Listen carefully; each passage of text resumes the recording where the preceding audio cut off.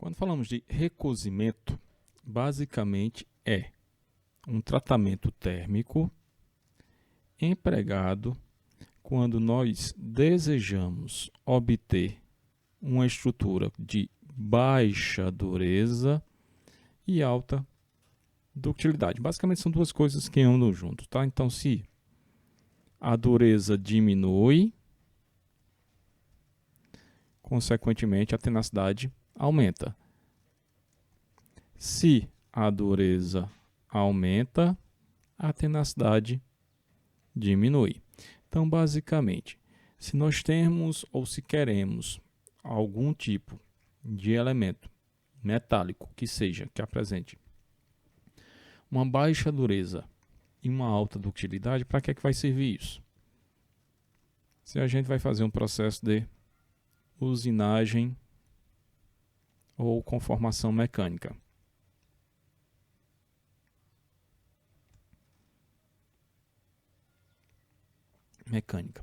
Então a gente precisa de elementos com uma dureza relativamente baixa para facilitar esses dois processos.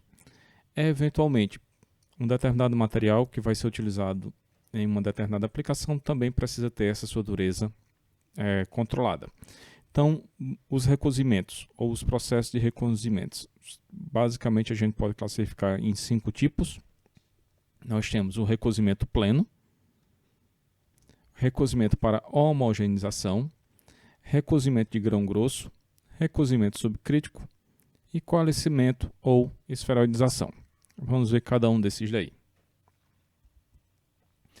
Então, recozimento pleno.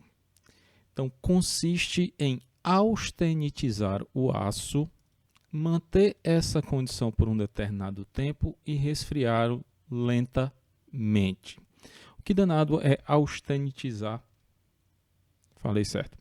O aço. Vou pegar aqui o...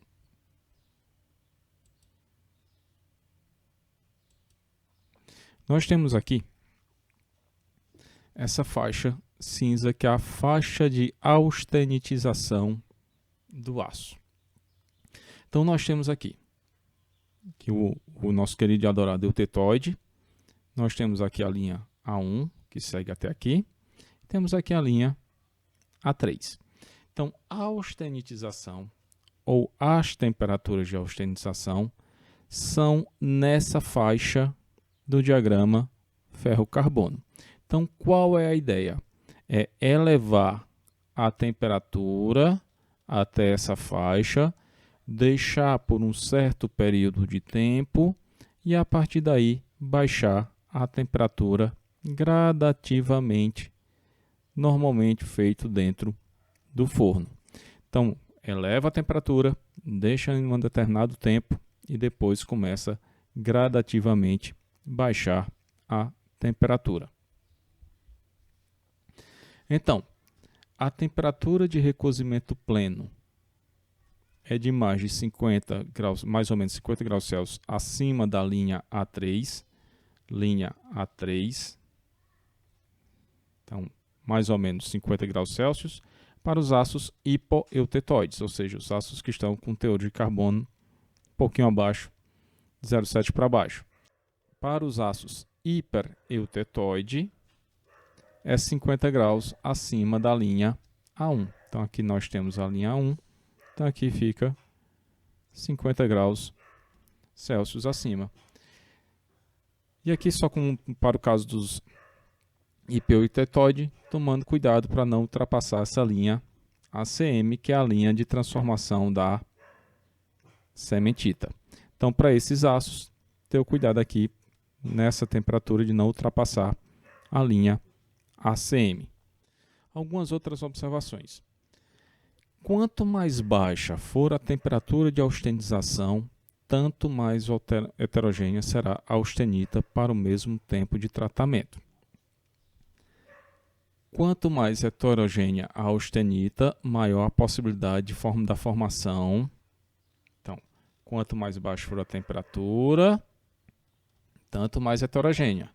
Se for mais heterogênea, maior a possibilidade de formação de carbonetos em região regiões com maior teor de carbono ou do crescimento de carbetos não dissolvidos. Deve-se preferir temperaturas de alcalinização mais altas quando se deseja estrutura perlítica e temperaturas mais baixas quando se deseja estrutura esferoidizada. A gente vai já falar um pouquinho mais na frente sobre isso daí. Então, o que é que acontece nesse negócio?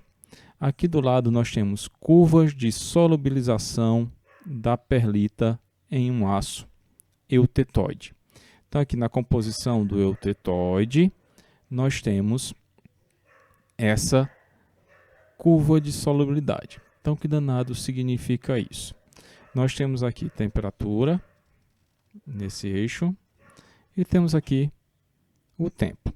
Vejam que se a gente trabalhar aqui com 800 graus Celsius e for mantendo um tempo muito longo, então aqui acima de 1000 segundos, nós vamos ter aqui uma austenita homogênea. Se esse tempo vai diminuindo, nós temos austenita com distribuição de carbono não homogênea. Se diminuir mais ainda, nós vamos ter austenita e carbeto residual. E aqui nós temos a temperatura de transformação. Então chegou aqui, passou esse tempo, aqui eu tenho 1000% de austenita e aqui eu tenho já a formação de 99,5% de austenita. Então, se deixo passar o tempo nessa temperatura, cada vez mais a austenita vai ficando homogênea. Por outro lado, se a gente baixa a temperatura, então estou aqui a 760 graus Celsius, fui a 700 graus Celsius, comecei a formação da austenita, completei praticamente toda a formação da austenita, mas se deixo passar o tempo, o que é que vai acontecendo? Não conseguiria, por exemplo, ter uma austenita homogênea, só com presença de carbono ou de carbeto. Se a temperatura é mais baixa ainda, teria aqui perlita com austenita e com perlita e austenita com carboneto residual. Então, em outras palavras, quanto mais baixa a temperatura, consequentemente, menor a solubilização e cai nessas informações ditas aqui em cima. E o que isso tem a ver? Cada um desses componentes terá um comportamento mecânico diferenciado, tá? Normalmente, quando se tem muitos carbonetos, vou ter uma maior dureza e uma maior fragilidade. Aqui nós temos os ciclos de recozimento para os aços carbono e aços ligados. Aqui para aços carbonos, a gente está vendo aqui o aço 1020, que é um 1020 e 1050, que é um aço, são aços relativamente comum, que é conteúdo de 0,2, 0,3, 0,4, 0,5% de carbono. Então aqui nós temos a temperatura de austenitização, então 1020. A temperatura de austenitização será em torno aí de 855 a 900 graus Celsius e o ciclo de resfriamento vai ocorrer de 855 até 700 graus Celsius. Lembrando que esse resfriamento utilizando uma taxa de resfriamento de 28 graus Celsius por hora no interior de um forno. E aqui a variação da dureza, tá? Então, o que é que está acontecendo aqui? Ou para uma informação a mais. À medida que a gente aumenta o teor de carbono, consequentemente, vamos alterando a dureza, tá? Então, aqui de 0,7 a 0,9, praticamente a dureza fica inalterada, mas aqui de 0,2, 0,3, 0,4, aí você vai tendo um aumento na dureza. E aqui as temperaturas, tá? Então, por exemplo, 1040 vai de 790 a 870 graus Celsius, a temperatura de austenitização, e o ciclo de resfriamento ocorre de 790 a 650 graus Celsius. A mesma coisa aqui do lado, só que para aços ligados, tá? Então aqui são aços liga, que aí já tem uma nomenclatura diferente, tá? Então aqui já tem o 3140, o 3150, 9840, 9850.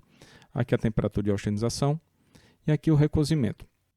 E aqui para se obter uma estrutura perlítica, nós vamos fazer as taxas de resfriamento de 750 a 650 graus Celsius com 10 graus Celsius por hora, aqui em sistema contínuo. Se for em sistema isotérmico, vou manter a temperatura em 660 graus Celsius por 6 horas para conseguir a estrutura perlítica.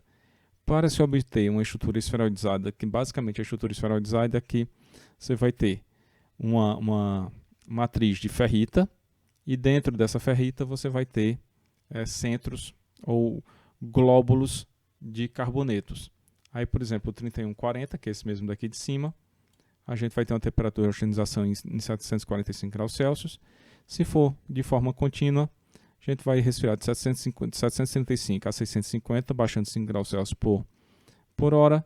Se for isotérmico, deixa-se 660 horas, 660 graus Celsius por 10 horas.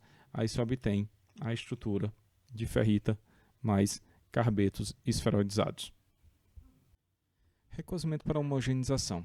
Basicamente, esse tipo de recozimento ele é efetuado a uma temperatura bem mais alta do que o recozimento pleno, tá? Que é o que ocorre a temperaturas.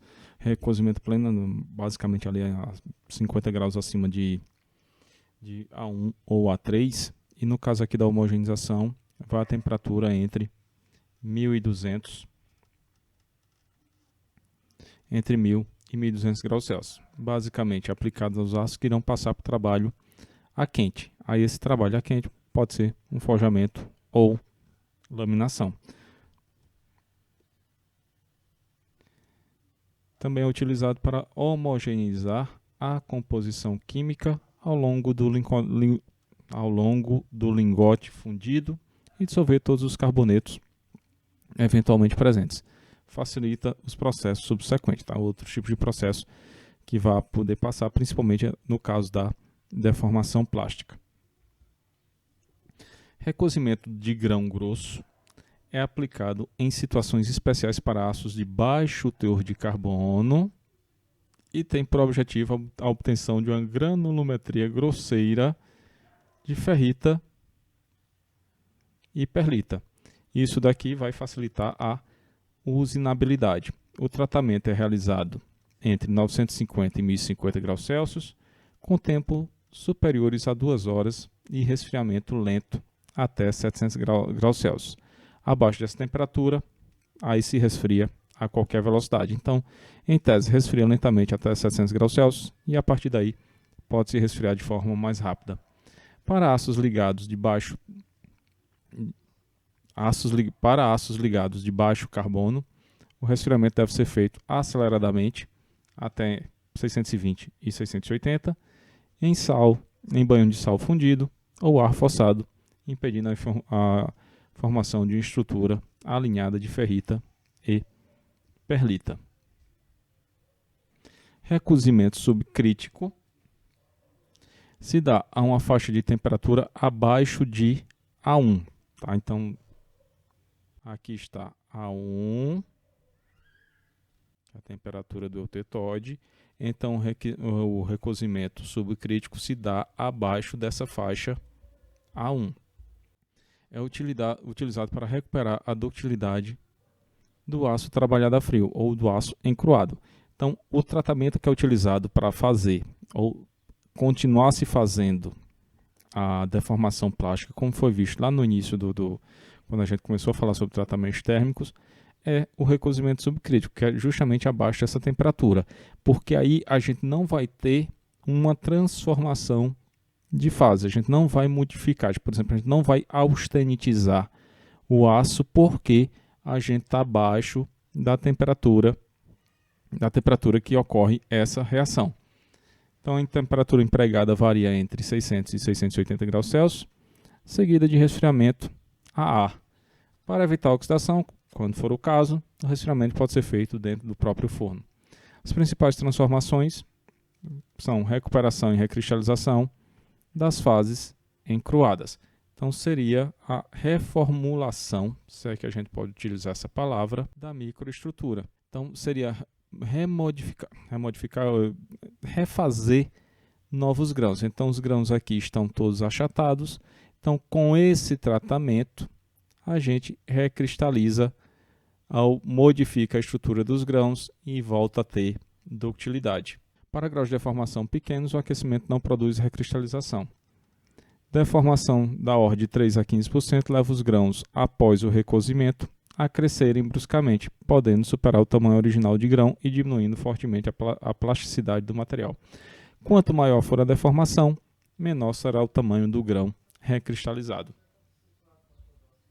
Aqui nós temos o comportamento do alívio de tensão em relação à temperatura e o tempo que se permanece nessa temperatura. Então, por exemplo, se a gente aqui tem 400 graus Celsius e 500 graus Celsius, se deixar a 400 graus Celsius um determinado aço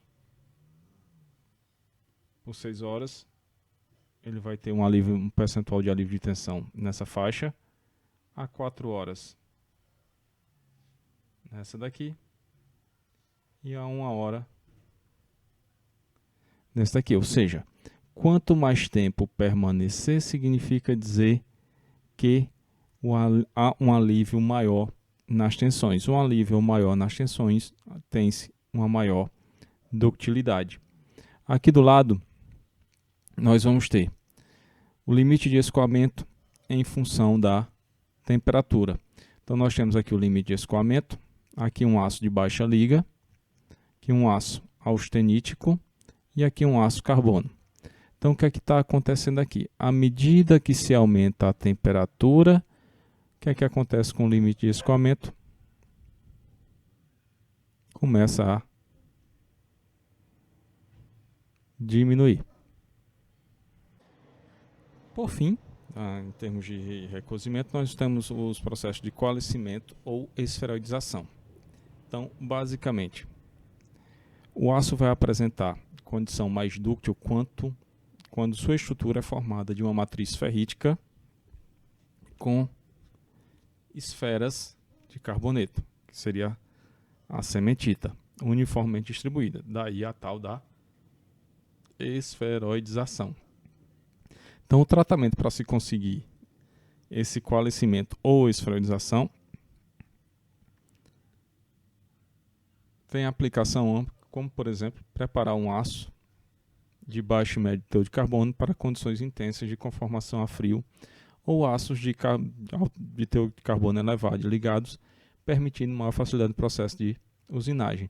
Então, os ciclos para a obtenção da estrutura coalescida variam bastante e geralmente envolvem ciclos com tempos longos. Então, aqui nós temos